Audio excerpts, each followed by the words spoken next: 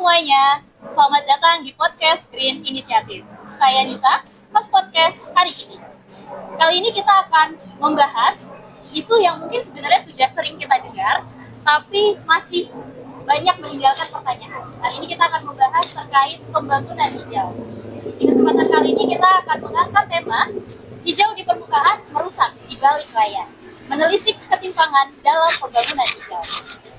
Dalam beberapa tahun terakhir, pembangunan hijau semakin populer.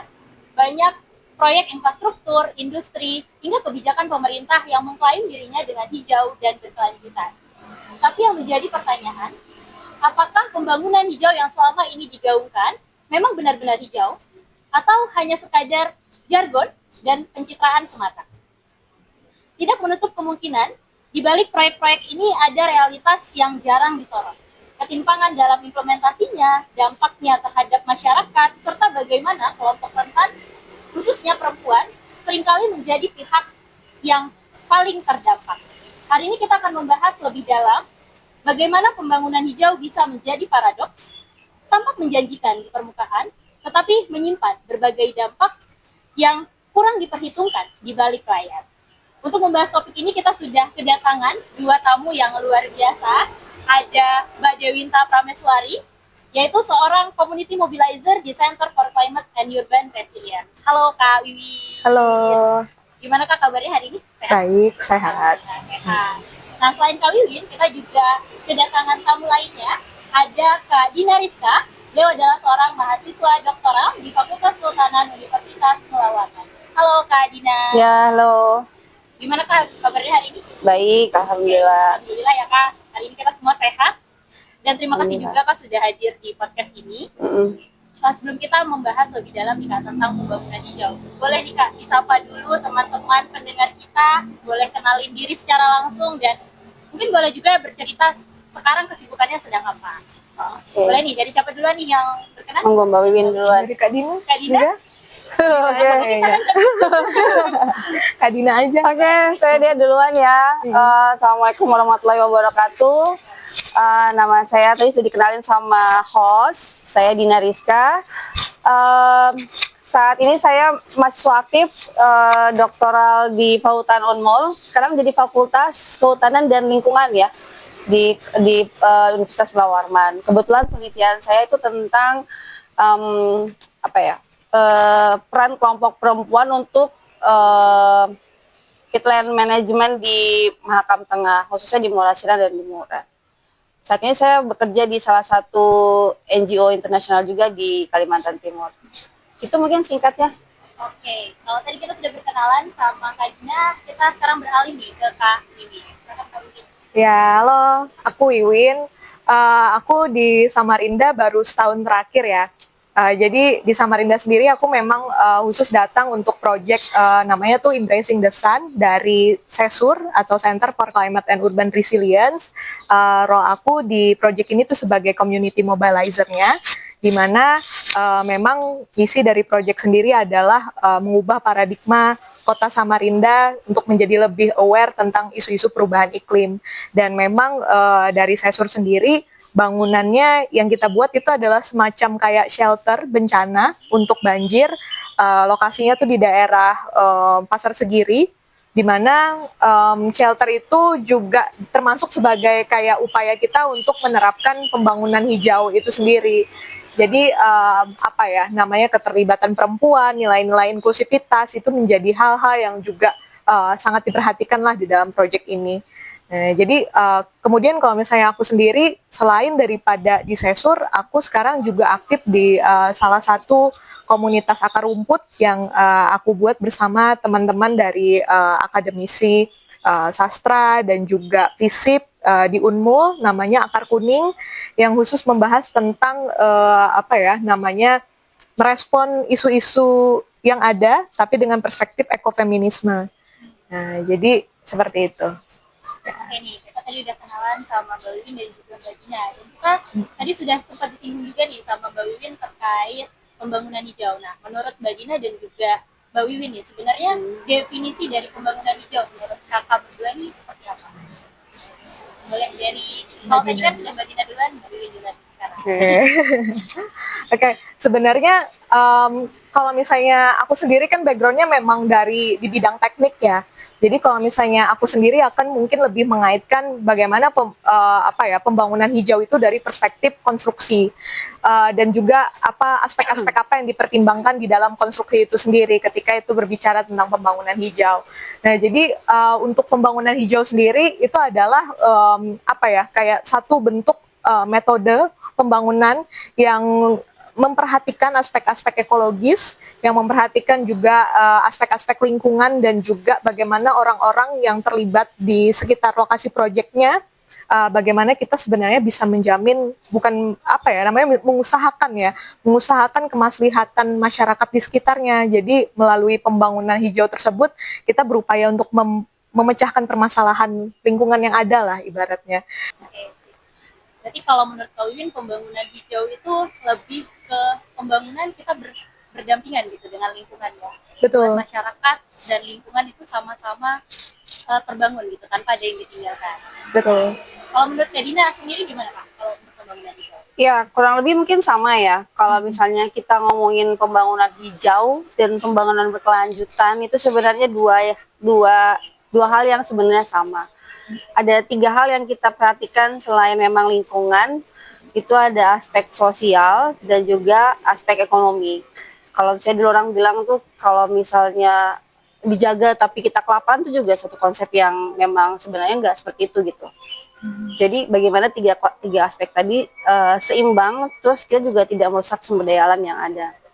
Nah, kalau prinsipnya itu sebenarnya kalau pembangunan hijau atau pembangunan kelanjutan ada 5 hal. Yang pertama itu adalah yang pertama sekali itu kita mulai dari keadilan sosial dulu nih. Berkeadilan sosial itu berarti di mana semua kelompok yang rentan dan marginal itu juga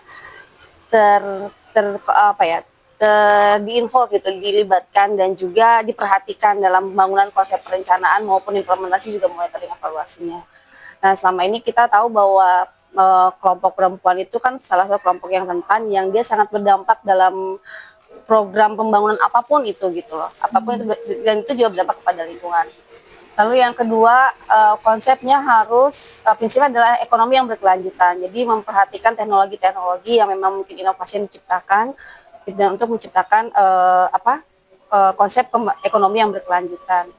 Terus yang ketiga, pelibatan masyarakat. Pelibatan masyarakat itu penting gitu karena perencanaan yang dibuat oleh pemerintah atau membuat kebijakan itu sebenarnya implementasi langsung pada masyarakat gitu. Itu kenapa pentingnya kita melibatkan masyarakat dalam proses pembangunan hijau ini gitu. Baik sekali lagi dari perencanaan, implementasi dan juga monitoring evaluasi.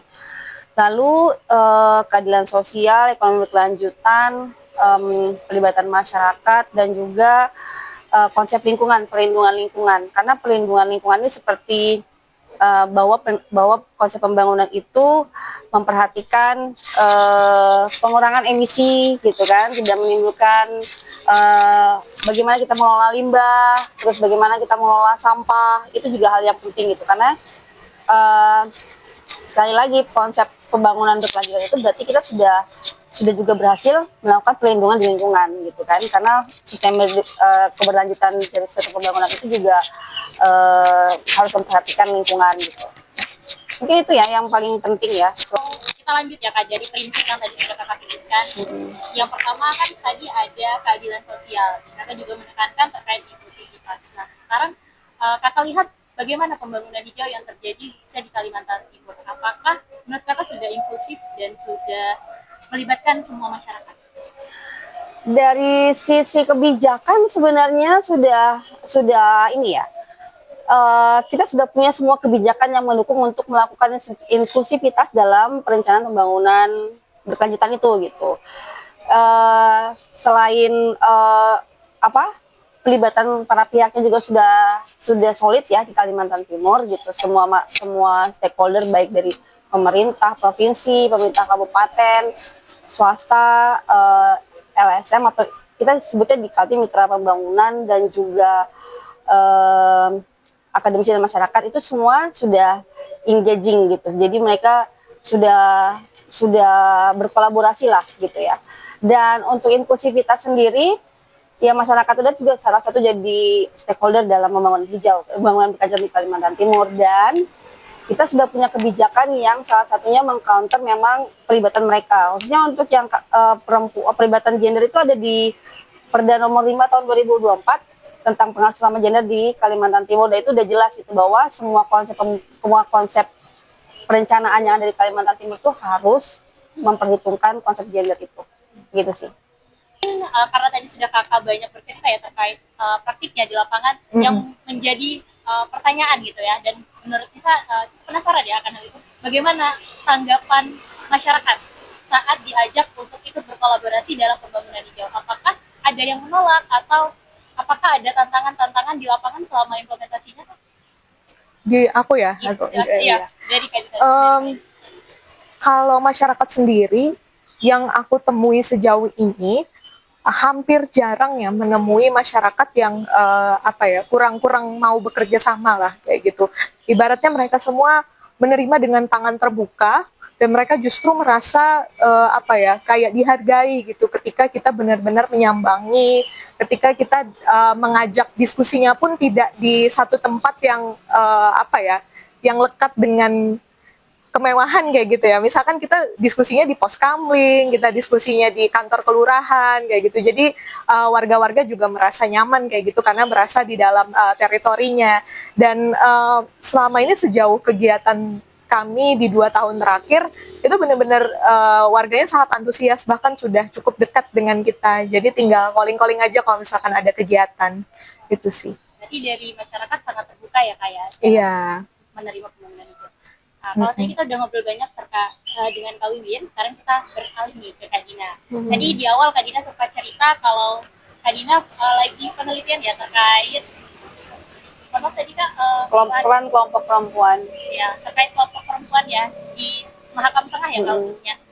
Nah, kalau tadi Kak Wiwin membahas terkait perlibatan masyarakat, kalau Kak Dina nih selama di lapangan melihat bagaimana sih keterlibatan perempuan dalam pembangunan hijau, khususnya tadi di dalam pengelolaan lahan basah?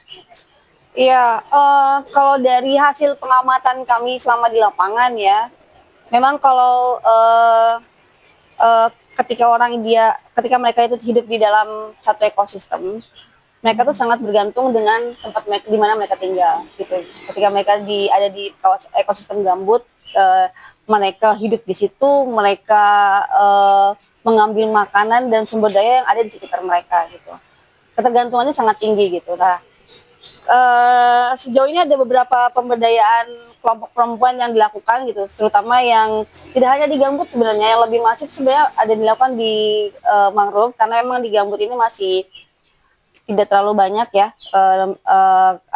yang dilakukan gitu. Jadi tapi dimanapun kita berada, dimanapun ekosistem itu ada, yang kita lihat selama ini adalah perempuan itu banyak melakukan aktivitas di produktivitas di bagian produksi maksudnya.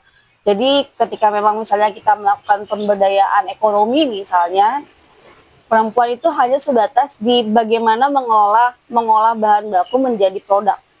Setelah itu selesai gitu. Dari mengambil bahan baku sampai menjual itu biasanya dilakukan oleh laki-laki. Bahkan penentuan harga pasar pun itu banyak dilakukan oleh laki-laki. Nah, sebenarnya kita juga tidak bisa bilang bahwa wah ini kurang nih keterlibatan perempuan di situ. Enggak, sebenarnya batas itulah yang saat ini terjadi karena memang pengetahuan mereka baru sampai di saat itu, di batas itu gitu. Nah, mungkin kedepannya yang perlu kita galakan lagi adalah kita mau lihat dulu nih di lapangan itu masyarakatnya, kelompok perempuannya tuh sejauh ini dia pengetahuannya sejauh mana gitu. Apakah memang mereka tidak punya pengetahuan untuk bagaimana cara mengambil? Sebenarnya kan juga enggak gitu. Tapi kita punya hambatan lain yang kita lebih dikenal dengan hambatan budaya ya. Sebenarnya bahwa memang perempuan itu sebenarnya tidak melakukan hal-hal yang keras. Tapi ya jadi kalau misalnya kita mau lihat kasarnya saja, di pengolahan mereka sangat terlibat aktif gitu. Tapi kalau misalnya dalam kegiatan yang pertemuan kelompok desa misalnya gitu, kebanyakan perempuan itu lebih terlibat kepada yang hal-hal yang penyediaan makanan gitu, atau misalnya mereka hanya bagian absensi gitu. Tapi ketika kita ditanya ibu-ibu maunya seperti apa. Pasti bukan pasti, tapi yang sering kita dengar adalah bagaimana bapaknya aja gitu. Lebih kepada apa ya, patriarki yang membuat mereka untuk tidak bisa, bukan tidak bisa, tapi mereka bisa, cuman itu membatasi mereka untuk mengambil keputusan dan juga memberikan usulan gitu.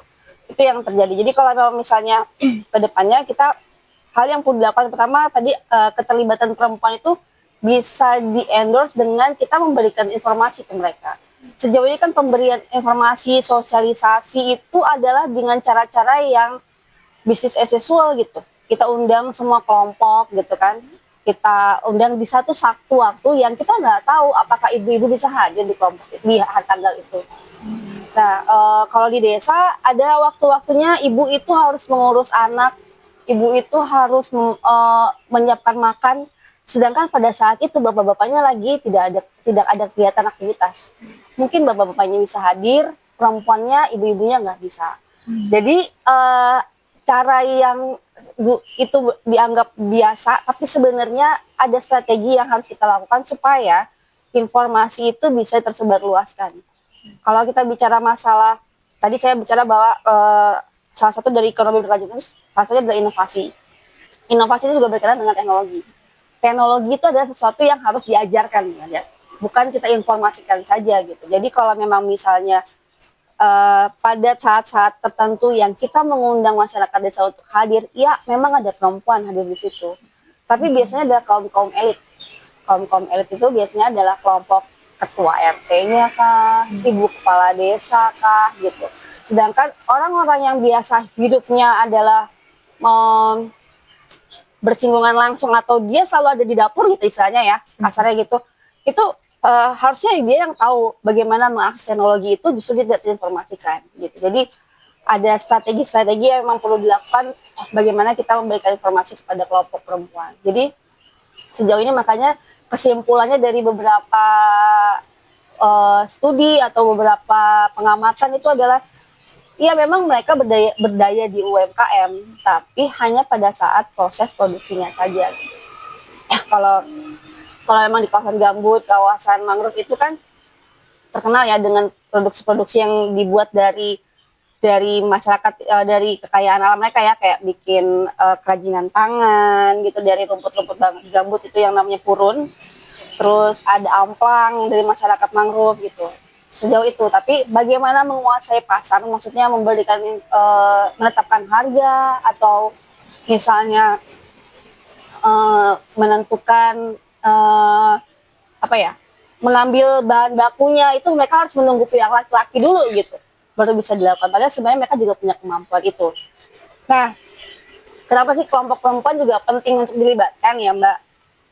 Kalau misalnya keunikan yang dimiliki perempuan itu adalah dia itu punya sense of yang sangat sensitif gitu terhadap perubahan lingkungan apapun itu. Ketika ada satu kebijakan untuk satu pembangunan gitu, yang mau nggak mau itu pasti berdampak kepada lingkungan kan ya. Mau sedikit mau banyak, kepekaan itu akan terasa oleh seorang ibu, terutama perempuan juga gitu. Jadi karena mereka yang kalau di desa itu ya, kalau di gambut atau di mangrove, tadi saya bilang bahwa ketergantungan mereka terhadap sumber daya alam sangat tinggi. Apa yang ada di sana itu yang mereka makan kan. Jadi bagaimana mereka bisa survive. Misalnya hari ini lingkungan kita baik-baik aja, produksi ikannya banyak melimpah gitu. Mereka hasil tangkapan suami bisa dimakan lagi buat besok. Tapi kalau misalnya kondisi lingkungannya sudah mulai tercemarin, terus produksi ikannya juga mulai berkurang, ibu-ibu dan perempuan lah yang kemudian berpikir tuh gimana ya caranya satu ekor ikan ini bisa dimakan untuk 5 orang anggota keluarga gitu. Itu kreativitas mereka jalan tuh di situ. Nah itu kenapa kita penting melibatkan perempuan tuh dalam kegiatan perencanaan, implementasi, sekaligus monitoring dan evaluasi gitu. Jadi sensitivitas mereka yang kita perlukan gitu. Dan itu kadang tidak terpikirkan oleh pihak laki-laki kan gitu. Kalau saya hidup di era krisis moneter dulu ya 98. Kebetulan saya tinggal di Jawa gitu, di lingkungan kampung yang harga inflasi itu gila-gilaan. Waktu beras itu yang biasa kita bisa beli dengan harga itu, tapi kita dapat 5 kilo gitu. Pada saat itu harga segitu mungkin cuma dapat setengah kilo atau 1 kilo gitu. Nah sedangkan pendapatan kepala keluarga itu nggak naik-naik gitu karena inflasi ya besar-besaran. Kerusuhan juga di mana-mana gitu. Jadi walaupun ada uang pun akses untuk membeli nggak ada gitu. Dan kreatifnya ibu-ibu di kampung tempat saya tinggal itu adalah mereka memasak nasi itu kadang dicampur sama ubi atau singkong. Jadi mungkin kalau biasa dia masak 3 muk gitu, dia masak cuma 1 muk supaya kuantitasnya tetap sama. Ditambahin tuh singkong sama ubi di dalam berasnya itu. Jadi ketika dimasak nanti udah tetap satu panci hasilnya, dan itu kemudian dibagi ke anggota keluarga yang lain. Jadi itu yang kadang mungkin kita tidak mau generalisir juga, tapi kadang hal itu yang ibu-ibu punyain gitu, kelompok perempuan punyain gitu. Sense of sensitivitas terhadap sesuatu yang harus kreatif gitu, bahwa mau banyak mau sedikit, kalau banyak bagaimana menjaganya supaya tetap berkelanjutan, dan kalau sedikit bagaimana memaksimalkannya supaya tetap hasilnya sama. Itu sih uniknya kelompok perempuan sih Mbak, yang saya temuin di lapangan gitu.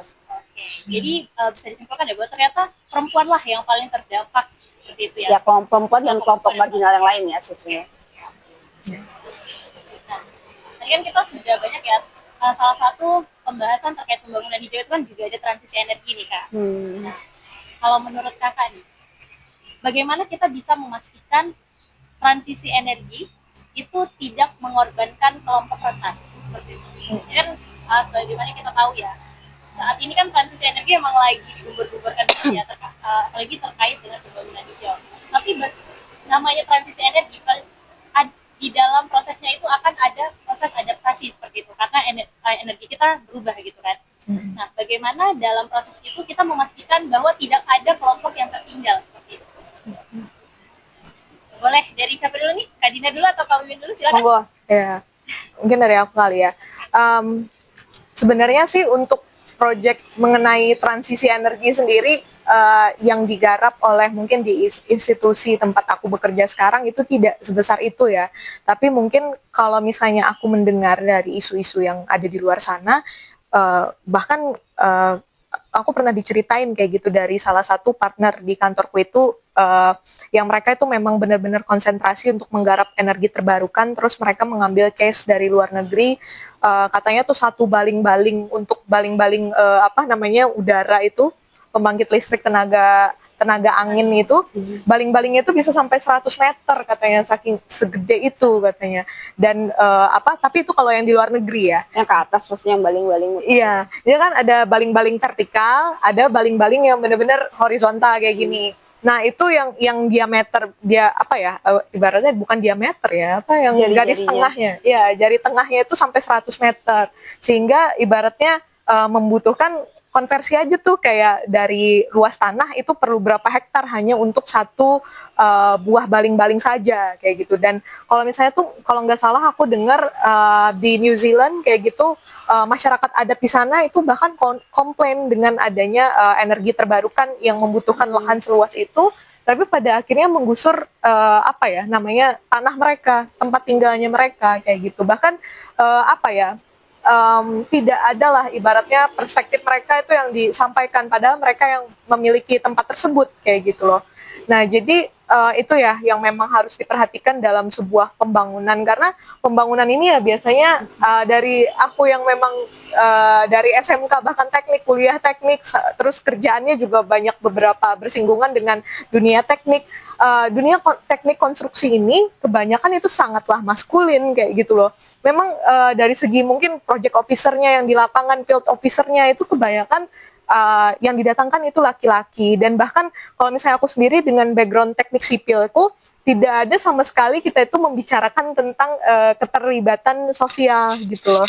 Hanya yang dibicarakan tuh bagaimana menghitung benda, menghitung teknologi yang kita buat atau bangunan yang kita buat itu biar kokoh dan nggak cepat runtuh aja, udah sampai segitu.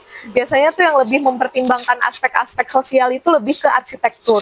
Nah, tapi teman-teman arsitektur juga tidak secara mendalam mempelajari tentang struktur kayak gitu loh. Nah, maka dari itu orang-orang teknik sipil menurutku tuh penting banget juga untuk mempelajari itu kayak gitu loh. Nggak hanya teknik sipil aja, bahkan teknik listrik yang sangat berdekatan dengan energi terbarukan, mungkin teknik elektro, mungkin menurutku tuh penting banget. Mereka tuh menambahkan kurikulum aspek sosial kayak gitu di dalam di dalam pembelajaran yang ada kayak gitu loh, sehingga mereka tuh tidak memandang masyarakat atau memandang suatu tempat di mana mereka mau menggarap konstruksinya itu sebagai seonggok tanah saja kayak gitu loh, karena ada orang yang mendiaminya. Nah, kembali lagi ketika ditarik dengan proyek yang sekarang digarap bersama Sesur, kami menghadirkan fitur energi terbarukan berupa solar panel dan juga turbin angin. Tapi kita memilih pemilihan turbin anginnya yang vertikal supaya tidak mempengaruhi ketersediaan lahan, itu nggak perlu terlalu banyak kayak gitu. Karena kan itu juga dibuat di daerah Pasar Segiri ya. Dan kita melihat juga anginnya di sana tidak sekencang mungkin di luar negeri atau di kawasan-kawasan yang berdekatan dengan pesisir laut gitu ya. Jadi sehingga kita juga menyesuaikan bentuk-bentuknya. Nah, itu juga pada saat proses energi terbarukan itu kan memang nanti dihadirkan di taman kota itu ya. Tapi kita juga mengingat bahwa warga yang di sekitar situ itu juga akan datang ke situ gitu untuk belajar. Nah, jadi sebelum membuka lebih banyak kesempatan untuk warga itu belajar, itu kita ada 2 workshop. Yang pertama warganya diberangkatkan di Ciheras, Jawa Barat untuk mempelajari tentang instalasi energi terbarukannya. Itu termasuk keterlibatan perempuannya juga dari RT 31. Nah, waktu itu testimoni yang dikasih pada saat diwawancara, salah satu warga perempuan yang diajak, dia bilang kayak gini, saya nggak terlalu familiar dengan apa gunanya solar panel dan juga apa gunanya pembangkit listrik tenaga angin dan semacamnya. Tapi saya adalah orang yang sangat bersinggungan dengan ranah domestik katanya. Dimana kalau misalnya mati lampu atau mungkin mati lampu kayak gitu lah. Apa sih yang sebenarnya menjadi alternatif itu kadang juga saya yang memikirkan kayak gitu loh. Bahkan bagaimana ya, ibaratnya kalau misalkan saya sendiri katanya mungkin background saya tidak ada teknik-tekniknya, tapi sebenarnya tuh saya pengen untuk tahu gitu loh, apa saja sih yang bisa menjadi alternatif selain genset mungkin kan. Nah, jadi sehingga sebenarnya walaupun ada beberapa kayak dari kebijakan dari PLN ya, perusahaan negara mungkin tidak memberikan deliberasi atau memberikan kebebasan untuk kita mengakses energi terbarukan karena ada batasan-batasan tertentu. Tapi menurutku untuk pekerja-pekerja CSO yang memang misinya adalah memperkenalkan energi terbarukan, menurutku penting sekali untuk melibatkan perempuan di dalamnya. Tidak hanya di bagian memfamiliarkan materinya saja, tapi diajak untuk ikut dalam kegiatan instalasinya. Karena ada loh beberapa ibu-ibu tuh yang menurutku agak surprising gitu. Mereka bisa ngebenerin lampu, mereka bisa ngebenerin stop kontak dan segala macam. Berarti mereka tuh sebenarnya paham gitu teknologi sederhana. Gimana kalau misalkan kita kenalkan itu lebih jauh? Nah, itu sih. Kalau menurut Mbak Dina sendiri bagaimana, Mbak? Ya, kalau transisi energi ini memang isu baru ya. Sebenarnya dari segi kebijakan juga udah sangat banyak gitu kan. Nah, yang sekarang kita bukan khawatirkan juga, yang perlu kita concern adalah bagaimana implementasi itu di lapangan gitu. Tadi benar yang dikatakan sama Mbak Win juga, perlunya keterlibatan kelompok perempuan dan kelompok marginal lainnya. Tapi satu hal yang paling penting adalah yang pertama, itu isu baru gitu. Jadi mau marginal pun tidak, banyak orang yang belum tahu itu apa sih sebenarnya. Mereka selalu berpikiran kan solar panel aja atau mungkin turbin aja gitu. Terus mau diinstal di mana atau seperti apa, terus bagaimana penyalurannya, terus dia kalau supply-nya kemana. Jadi mungkin satu hal yang paling penting adalah bagaimana memberikan informasi dan juga itu tadi meningkatkan kapasitas masyarakat kita terhadap tentang isu dulu itu, isu transisi energi itu seperti apa. Itu kan sesuatu yang fancy ya, maksudnya semua itu berbasiskan teknologi baru gitu. Dan sudah pasti tidak semua masyarakat juga akan familiar dan expert untuk bisa tahu bahwa ini loh yang namanya transisi energi. Sekarang kita beralih ke hal ini dari ini sih gitu. Jadi hal yang paling penting adalah menginformasikan masyarakat, seluruh komponen masyarakat tentang apa itu transisi energi. Kemudian yang kedua, peningkatan kapasitas juga berkaitan dengan penggunaan alat tadi seperti penginstalan dan segala macamnya, itu sangat penting gitu. Dan jangan sampai itu jadi kayak mesin yang hanya orang-orang tertentu yang bisa mengakses gitu. Padahal itu dibutuhkan untuk semua orang gitu kan. Jadi tidak ada apa ya istilahnya, akhirnya itu adalah ramah untuk masyarakat gitu, bukan eksklusif gitu ya sesuatu yang masuk. Karena kalau sudah transisi energi, wah itu mahal tuh, nggak boleh dipegang tuh. Itu yang harusnya stigma dan pemikiran itu yang harusnya kita jauhkan dulu dari masyarakat dengan cara memberikan informasi seluas-luasnya, memberikan akses dengan cara yang memang tidak biasa gitu ya. Karena tadi kita ada kelompok perempuan, ada kelompok marginal, dan ada anak-anak juga mungkin perlu tahu ya, karena itu berbahaya sekali gitu kalau memang misalnya itu di tempat yang terbuka dan itu open access gitu. Dan juga mungkin orang kelompok-kelompok rentan lainnya gitu, dan disabilitas juga. Jadi informasi itu yang paling penting, dan juga peningkatan kapasitas. Saya yakin dengan dua hal itu gitu, dan juga kerjasama para pihak juga penting ya. Karena memang kalau kita mau mengharapkan pemerintah saja, mereka juga punya keterbatasan, beberapa orang yang atau beberapa kelompok yang bisa di-involve untuk diberikan informasi, dan itulah posisi kita sebagai CSO ya, sebagai kelompok masyarakat yang mungkin mengerti untuk membantu dan mensupport pemerintah dalam proses penyampaian informasi tadi dan peningkatan kapasitas. Jadi itu pentingnya sih kolaborasi dalam semua isu pembangunan yang berkelanjutan. Gitu sih Mbak. Bisa. Jadi kita penting ya dalam menyampaikan informasi dengan keterlibatan semua elemen masyarakat. Tapi menurut Mbak Dina dan juga Mbak Wiwin, apakah transisi energi ini punya dampak sosial dan ekonomi buat masyarakat? Pasti itu. Ya makanya tadi penyebaran informasi, terus pelibatan masyarakat dan juga peningkatan kapasitas itu sangat penting untuk meminimalisir terjadinya dampak sosial. Kita tidak bisa menghilangkan sama sekali ya, karena dimanapun kita berada, selama di situ masih ada masyarakatnya, ada orang hidup di dekat itu pasti ada dampaknya. Tapi bagaimana kita meminimalisir dampak itu yang bisa kita lakukan gitu. Dan kolaborasi itu sangat penting untuk bisa melakukan hal itu. Kalau sudah dari Kalian sudah cukup banyak ya langkah konkret yang disebutkan, mulai dari jangan menjadikan masyarakat sebagai objek, kemudian keterlibatan sebuah pihak yang sangat penting, dan juga yang terakhir bahwa ternyata kritik masyarakat juga sangat berperan gitu kan Kak. Ya. Nah, kalau dari Kak Dina sendiri nih Kak, bagaimana nih? Ya, keterbukaan terhadap satu proses perencanaan pembangunan itu juga penting ya. Jadi sebelum pemerintah melakukan perancangan satu kegiatan atau pembangunan, ada baiknya kita terjun dulu ke masyarakat. Jadi segala macam proses perencanaan itu berakar dari kebutuhan yang masyarakat butuhkan gitu, bukan dari maunya pemerintah saja. Jadi jangan sampai suatu proyek atau suatu kegiatan itu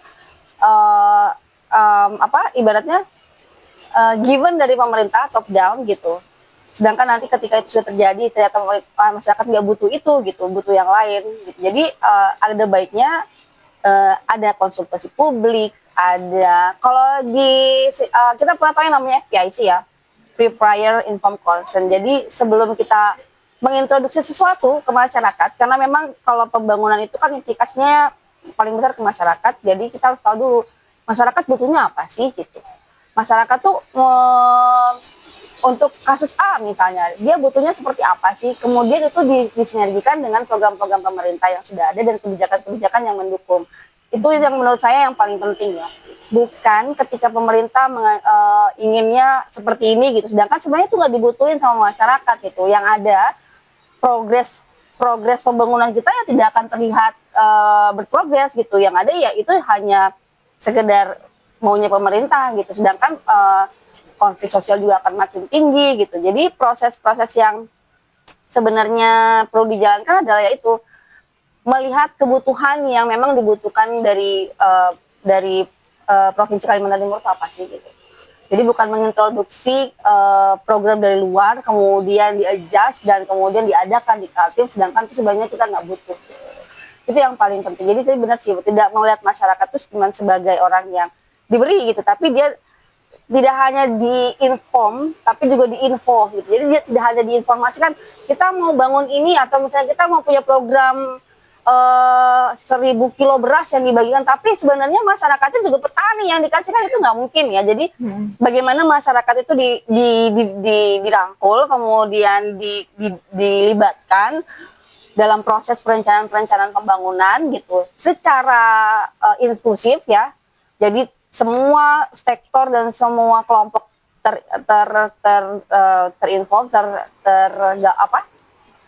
tergabung gitu bersama-sama membuat proses perencanaan apa yang mereka butuhkan, kemudian mereka sampaikan ke pemerintah provinsi. Jadi bukan yang kita udah punya ini, masyarakat tinggal itu top down kan. Jadi kita harus mendengar dari akar rumput dulu mereka butuhnya seperti apa. Itu sih yang paling penting menurut saya ya. Jadi kalau memang misalnya nanti ke depannya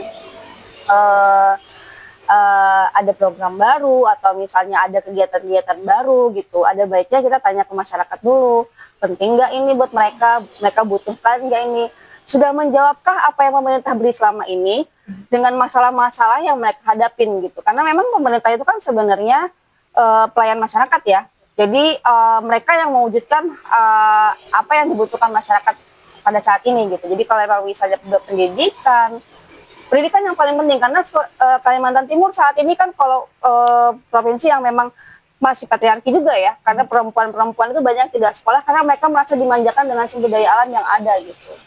Sebenarnya proses-proses seperti itu juga harus dilihat secara jeli oleh masyarakat, nggak cuman oh dia butuh pendidikan, tapi pendidikan untuk siapa? Bagaimana supaya pendidikan itu bisa diakses semua orang? Itu sih yang paling penting sih menurut saya. Oke, kita sudah ngobrol banyak panjang lebar ya sama Mbak Wiwin dan juga Mbak Dina, dan benar-benar bisa membuka mata kita tentang realitas pembangunan hijau di Indonesia. Dari diskusi kita bersama Mbak Wiwin dan juga Mbak Dina, kita jadi semakin paham bahwa di balik klaim hijau dan kelanjutan masih banyak tantangan dan dampak sosial serta ekonomi yang harus diperhitungkan, terutama bagi kelompok rentan seperti perempuan dan juga masyarakat yang terdampak secara langsung. Dan yang paling penting juga, tadi di akhir kita juga membahas langkah-langkah konkret nih yang bisa dilakukan agar pembangunan hijau tidak hanya menjadi jargon saja, tapi benar-benar bisa berpihak untuk lingkungan dan masyarakat secara adil serta inklusif. Nah, sebelum kita mengakhiri sesi podcast kita hari ini, boleh nih dari Mbak Dina dan Mbak Wiwin memberikan closing statement serta memberikan harapan untuk pembangunan hijau di Indonesia. Boleh dari siapa dulu nih? Indonesia ya. Oke, ya Indonesia atau Kaltim nih? Indonesia boleh di Kaltim. Berat di Indonesia. Iya. Kalau misalnya mau dikhususkan ke Kota Samarinda juga tidak masalah. Boleh. Saya singkat aja deh. Oke, siap. Masyarakat itu tidak hanya diinformasikan, tapi juga info itu bahasa Indonesia apa ya? Diikut sertakan gitu. They just that mereka juga tidak hanya diinformasikan, tapi juga diikut sertakan. Baik dari perencanaan, implementasi sampai ke monitoring dan evaluasi. Itu aja sih saya. Oke nih, kalau dari Kak Wiwin gimana? Ya, menurutku agak utopis sih kalau misalnya aku ya, tapi mungkin ada versi realistisnya. Kalau menurutku akan sangat keren kalau misalkan di pemerintahan Indonesia pada akhirnya mengkaji ulang bentuk-bentuk pendidikan di Indonesia gitu loh. Dan kita juga harus belajar nilai-nilai nilai-nilai yang keterlibatan sosial itu seperti apa kayak gitu loh. Karena aku sendiri tidak menyangka pada akhirnya ketika aku lulus aku bersentuhan dengan masyarakat sehingga aku harus belajar lagi, dan aku belajarnya ke tempat yang alternatif kayak gitu di gerakan-gerakan sosial kayak gitu. Nah, itu satu. Dan yang kedua, menurutku untuk perempuan-perempuan yang mungkin kurang pede masuk ke teknik mesin misalkan, karena teknik mesin itu paling ceweknya cuma satu, teknik sipil kira-kira mungkin di satu kelas tuh isinya cuma 7 kayak gitu.